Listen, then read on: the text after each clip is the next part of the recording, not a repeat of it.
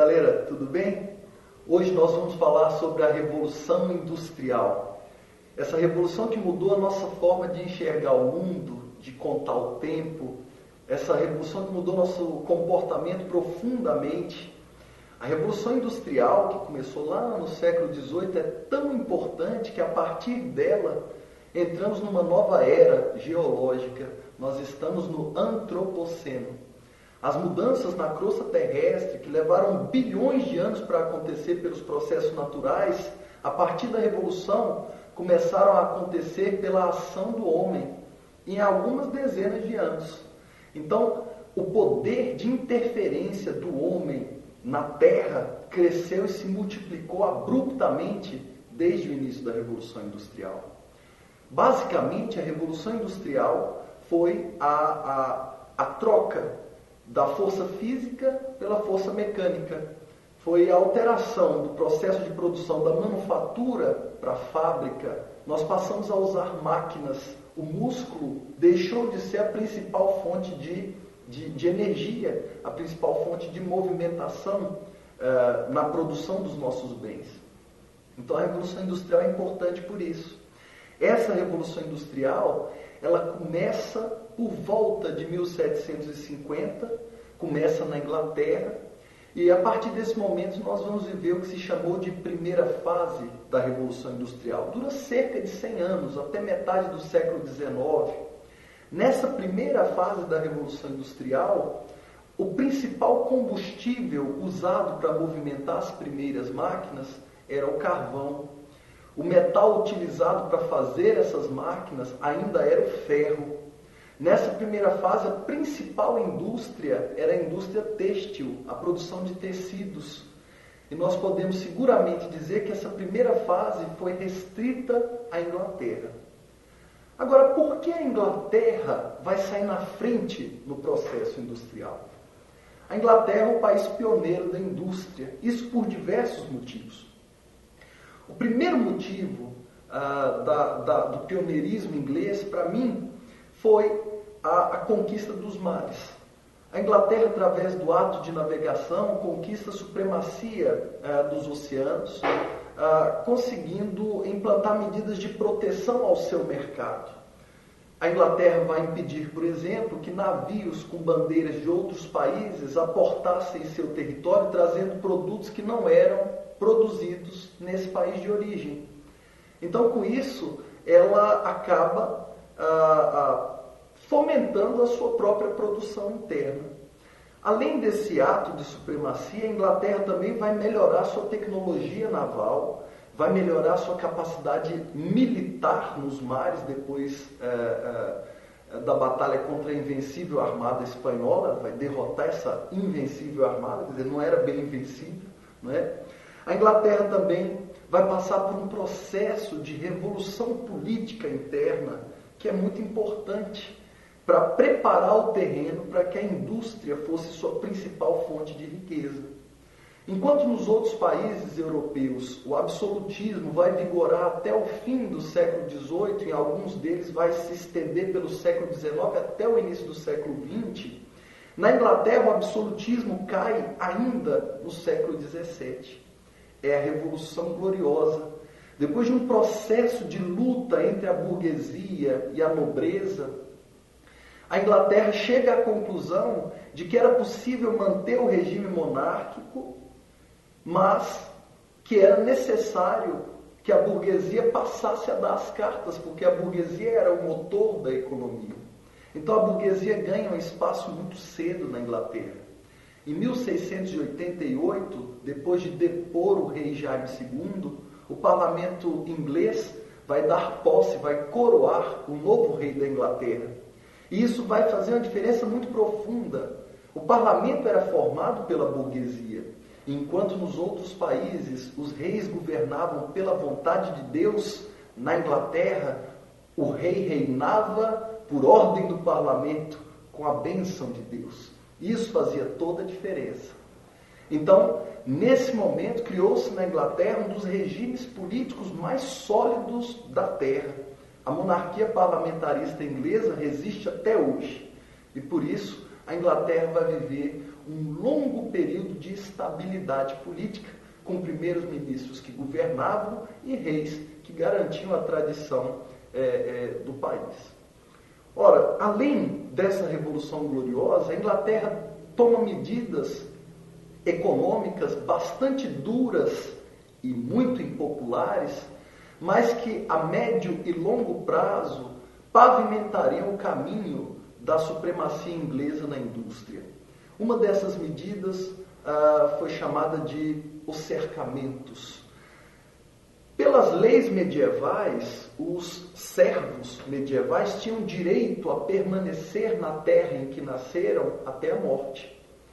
A lei dos cercamentos retira dos servos esses direitos. E os servos, então, começam a ser expulsos das suas terras. Isso porque os ingleses perceberam, a elite inglesa percebeu, que ao invés de produzir alimentos, era mais lucrativo produzir ovelhas para que obtivessem lã para fazer tecidos e vendessem esses tecidos para outros países, né, do que produzir alimentos. Então, mais lucrativo você ter tecidos e trocar isso depois por alimentos do que produzir os próprios alimentos. E a produção de lã demandava muito menos mão de obra do que a agricultura. Então, os cercamentos vão retirar dos servos o seu direito medieval sagrado de permanência na terra. Esses servos serão expulsos aos poucos de suas terras e a Inglaterra começa a produzir tecidos em larga escala. Esses servos, ao deixarem suas terras, ao perderem aquele direito, eles vão migrar para as cidades. Nós vamos ter um profundo processo de êxodo rural na Inglaterra nesse período histórico. Nas cidades, esses servos se tornam um exército de desempregados, um bolsão de mão de obra farta e barata. Não é? Então a indústria vai começar a progredir na Inglaterra porque ela tinha pessoas que se sujeitavam aos baixos salários da indústria no início porque não tinham outra opção de sobrevivência. Outro motivo para que a Inglaterra seja pioneira da Revolução Industrial é que a base, o combustível fundamental dessa primeira fase era o carvão, e a Inglaterra tinha minas fartas em carvão. Né? E, além disso, os ingleses estavam com a pesquisa científica muito avançada. Como eles derrubaram o absolutismo muito cedo, como a influência conservadora da Igreja Católica foi extinta muito cedo na Inglaterra, eles fomentaram a pesquisa científica muito cedo. Né? Então eles formavam as sociedades científicas e essas sociedades permitiam que eles fossem inventivos, criativos. E é nesse contexto das sociedades científicas que surgiu a todos os momentos, nas escolas, nas faculdades, enfim, entre os empresários, né? Foi nesse contexto que surgiu a máquina a vapor de James Watt. E essa máquina a vapor vai revolucionar a nossa forma de produzir. Não é? É a partir daí que se substitui a nossa musculatura pelas máquinas. Então, a Inglaterra reuniu, já desde o início, as condições necessárias para ser pioneira na Revolução Industrial. E ela vai manter essa característica durante 100 anos. Não é? De 1750 a 1850, aproximadamente, somente a Inglaterra vai ter uma indústria realmente digna de nota. Então, a primeira fase é a fase inglesa da Revolução Industrial. A Revolução Industrial, ela surge em meio a uma efervescência do pensamento. É no momento do iluminismo. É um momento em que as pessoas estão debatendo a forma de se fazer política naquela época. Ao mesmo tempo em que acontecia a Revolução Industrial na Inglaterra, vivia-se o fervor da Revolução Francesa ou dos antecedentes da Revolução Francesa. As pessoas estavam discutindo tudo, a filosofia ganhava espaço de debate nas ruas, entre pessoas até mesmo mais simples. E nesse contexto surge um outro debate, um debate econômico, uma discussão sobre como deveria se conduzir a economia. E nesse debate se destaca um autor que é muito importante, chamado Adam Smith. Adam Smith vai ser a base de todo o pensamento econômico a partir dele. Até hoje, a base para se discutir economia está em Adam Smith. É ele que vai lançar os princípios da economia que nós conhecemos hoje. Adam Smith lança uma obra chamada A Riqueza das Nações, de 1776. E nessa obra, Adam Smith inaugura conceitos que hoje são fundamentais para a compreensão de qualquer assunto de ordem econômica. Ele vai falar, por exemplo, de uma certa lei do mercado, né? Alguns falam lei da oferta e da procura. Ele vai falar da mão invisível e, com isso, Adam Smith ganha muitos seguidores.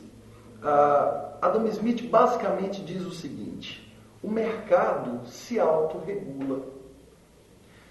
O que move o mundo é uma mão invisível dos interesses das pessoas. E aí ele conta uma historinha. Ele diz assim: você acorda de manhã, pega o seu dinheiro e vai à padaria comprar pão. E quando você vai à padaria, você não vai para ajudar o padeiro. Você vai porque você quer um pão quentinho. Então a mão invisível que te move até a padaria é a sua vontade de comer pão. Do mesmo jeito, o padeiro não acordou às 4 da manhã por vontade de te dar o pão quentinho. Ele quer que de manhãzinha você leve o seu dinheiro para ele. Isso é a mão invisível que move o mercado, os interesses das pessoas que se complementam, fazendo com que a sociedade progrida, fazendo com que a economia aconteça, não é? Adam Smith vai dizer também que a lei da oferta e da procura regula o mercado e que por isso o Estado não deve ficar interferindo na economia. Para Adam Smith, pessoal, não é possível que o Estado defina preços, que o Estado estabeleça monopólios sobre qualquer atividade econômica. Adam Smith acredita, por exemplo, que se algum setor econômico estiver inflado, muitos empresários resolverem produzir, por exemplo, o mesmo produto, logo o preço desse produto vai cair, porque haverá muita oferta do mesmo produto, e esses empresários vão à falência. Ou seja, o mercado se autorregula. A essas teses de Adam Smith nós chamamos de liberalismo econômico. E essas teses ganharam força no embate político do final do século XVIII e foram motivo para que muitos enfrentassem os reis absolutistas que ainda teimavam em impor monopólios em certos setores da economia. Então a força das ideias de Adam Smith foi muito grande. Ele dizia sempre, né, o Estado não deve interferir na economia, a economia deve ser livre, porque as leis do mercado elas são eficientes para a regulação do mercado. Ele dizia, laissez-faire, laissez-passer, le monde va pour lui-même, deixe fazer, deixe passar, o mundo anda sozinho, né? Então, com isso nós temos todo o contexto dessa primeira fase da Revolução Industrial. E na próxima aula nós vamos ver a segunda fase da Revolução Industrial, quando a indústria sai da Inglaterra e ganha outros lugares do mundo.